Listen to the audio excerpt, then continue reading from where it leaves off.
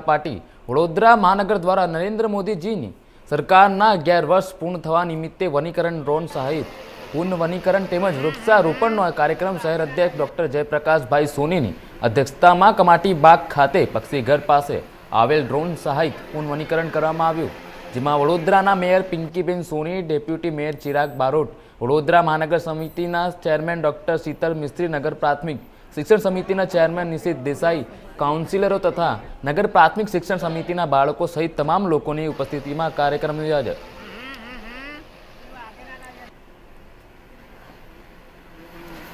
Bharatiya Janata party Vadodara महानगर अनुसूचित जाति मोर्चा द्वारा वृक्षारोपणનો કાર્યક્રમ એ પણ ડ્રોન દ્વારા સીડ બોલ ડ્રોપિંગ અને એમાં પણ વિશ્વામિત્રી નદીના કાંઠા ઉપર એના જે માટીનું ધોવાણ થતું હોય છે એ અટકે એ માટેનું એક વૃક્ષારોપણનો કાર્યક્રમ આજે આયોજિત કરવામાં આવ્યો છે।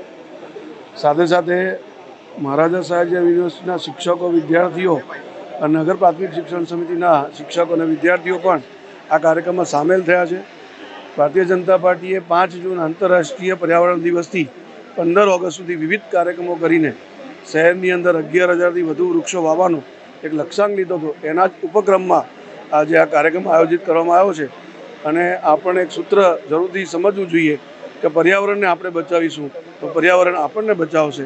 એ ઉપક્રમમાં આજે આ કાર્યક્રમ મહાનગરના અનુસૂચિત જાતિ મોરચા દ્વારા આયોજિત કરવામાં આવ્યો છે। સૌ કાર્યકર્તાઓને હું અભિનંદન આપું છું અને જેમને જેમને આ કાર્યક્રમમાં સહયોગ આપ્યો છે એ સૌનો હું હૃદયપૂર્વક આભાર માનું છું।